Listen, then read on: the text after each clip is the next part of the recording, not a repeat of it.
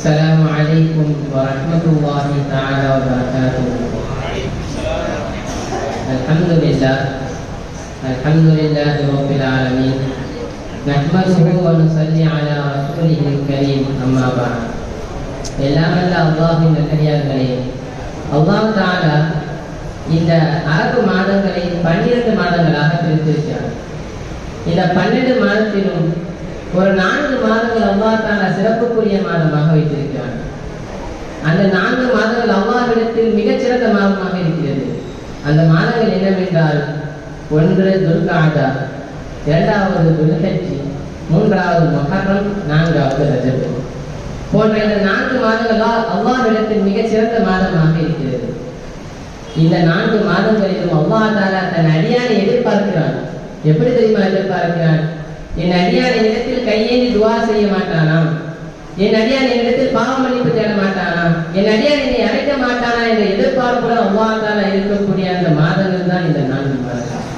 அப்படிப்பட்ட 4 மாதங்களிலும் ஒரு மாதத்தை தான் நாம் இப்போது அடைந்திருக்கிறோம், துல்ஹஜ் மாதம்.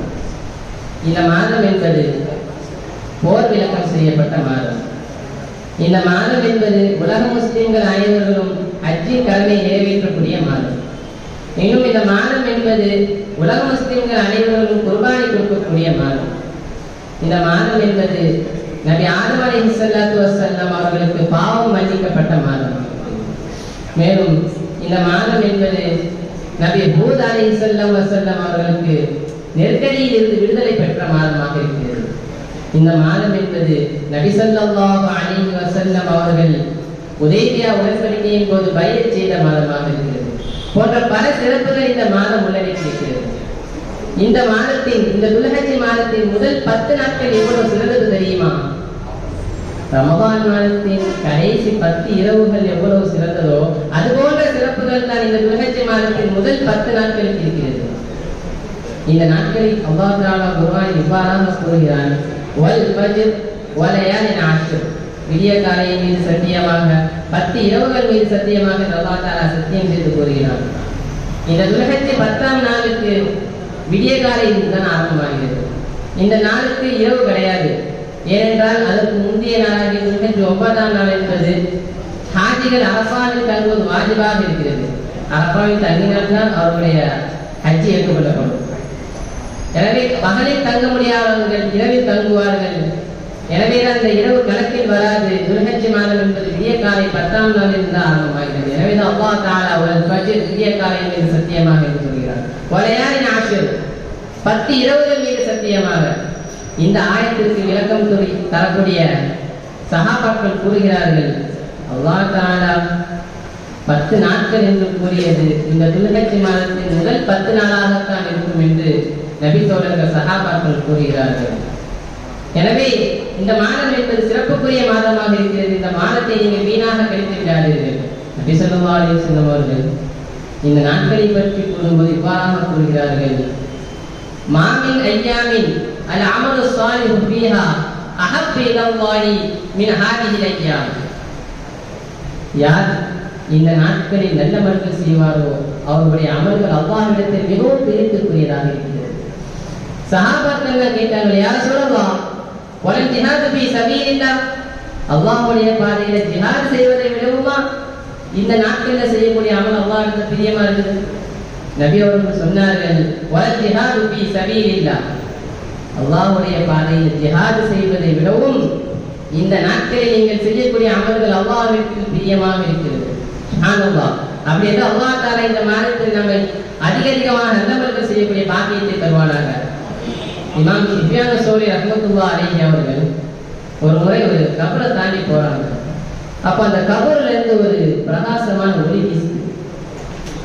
சுஃபியான் ஸௌரி ரஹ்மத்துல்லாஹி அலைஹி அவர்கள் அந்த ஒளியை பார்த்துட்டு அந்த கபர் முன்னாடி நின்னுட்டு யோசிக்கிறாங்க, இவங்க என்ன நல்ல அமல் செஞ்சிருப்பாங்க, இப்படி பிரகாசமா ஒளி வீசுகிற கபர்ல என்ன அமல் செஞ்சிருப்பாங்க யோசிச்சுட்டு இருக்கும்போது அந்த ஒளி சுஃபியான் ஸௌரி ரஹ்மத்துல்லாஹி அலைஹி அவர்களிடத்துல பேசுது.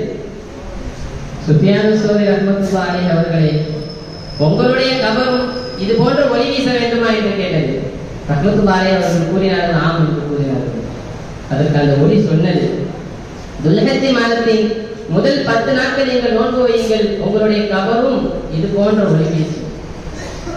இந்த மாதத்தின் ஒரு சிறப்பு அம்சத்தை இமாம் அஸ்கலானி ரஹ்மத்துல்லாஹி அலைஹி அவர்கள் ஃபத்ஹுல் பாரி இவ்வாறாக குறிப்பிடுகிறார்கள்.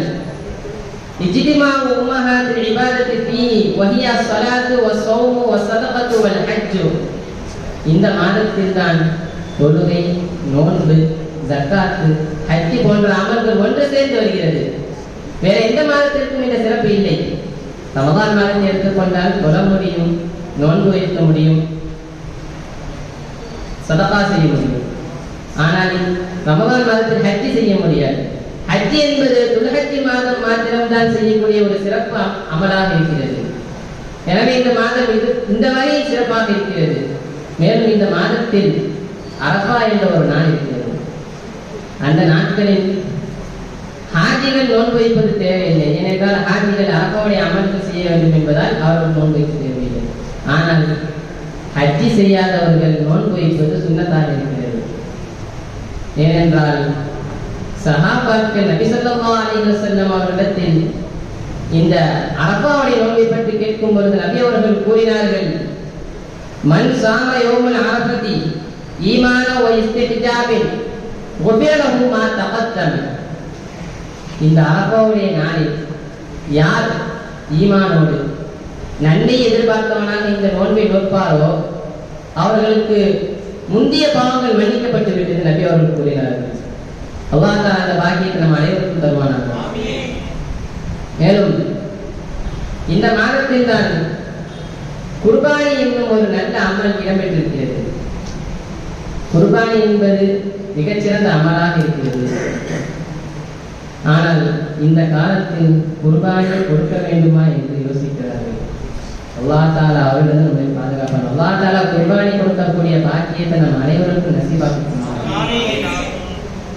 இந்த குர்பானியை பற்றி நபி தோழர்கள் சஹாபாக்கள் நபி ஸல்லல்லாஹு அலைஹி வஸல்லம் அவர்களிடத்தில் கேட்கும் பொழுது நபி அவர்கள் சொன்னார்கள், யா ரசூலல்லாஹ், இந்த குர்பானி நாம் ஏன் கொடுக்கிறோம் என்று கேட்டார்கள். அதற்கு நபி அவர்கள் கூறினார்கள், குர்பானி என்பது இப்ராஹிம் அலைஹிஸ்ஸலாம் அவர்களுடைய ஒரு சுன்னத்தாக இருக்கிறது. இப்ராஹிம் அலைஹிஸ்ஸலாம் அவர்களுடைய குர்பானி எப்படிப்பட்டது, எத்தகையது என்று நீங்கள் உணர்ந்தால் நீங்கள் ஒரு ஆட்டை குர்பானி கொடுக்க மாட்டீர்கள், பல ஆடுகள் குர்பானி கொடுப்பீர்கள். அந்த வகையில் தான் நபி ஸல்லல்லாஹு அலைஹி வஸல்லம் பல ஆடுகளையும் பல ஒட்டகங்களையும் இந்த மாதத்தில் குர்பானி கொடுத்தார்கள். இந்த அரஃபா நோன்பு பார்த்தீங்களா, இந்த அரஃபா நோன்பு இந்த வஹாபிசங்களை ஏற்றுக்கொள்ள மாட்டாங்க. அவங்க இந்த அரஃபா நோன்பு, ஆஷுரா நோன்பு, பராத் நோன்புல ஏற்றுக்க மாட்டாங்க. இந்த வஹாபியை பற்றி எங்கள் உஸ்தாத் அழகா சொல்லுவாங்க. இந்த வஹாபியர்கள் பெரிய அறிவாளி தன்னைத்தானே நினைச்சுப்பாங்க. அவங்களுக்குலாம் முழங்கால மூளை இருக்கும். எங்கள் உஸ்தாத் அழகா சொல்லுவாங்க, முழங்கால மூளை இருக்கும். எங்கே கேள்விப்பட்டீங்களா? தெரியாது. வஹாபிகள் அப்படி பேசுவாங்க. நம்ம 4 4 8 சொல்லுவோம், ஆனா அவங்க 4 4 10 சொல்லுவாங்க. ஏன்னா வித்தியாசம் இருக்கும்ல. இதை நம்பி ஒரு பெரிய கூட்டம் அவங்கள பின்னாடி தொடர்ந்துப்போம். அல்லாஹ் தஆலா கூட்டத்திலிருந்து நம்மளை பாதுகாப்பாங்க. இந்த நாட்களில் தக்பீர் என்பது ஒரு சிறந்த அமலாக இருக்கிறது. குர்பானி தான் கொடுக்க முடியாது, தக்பீராச்சு சொல்லலாம்ல. ஆனா அதிலும் கண்டிப்படுகிறார்கள் இந்த காலகட்டத்தில். அல்லாஹ் தஆலா பாதுகாப்பாங்க. இமாம்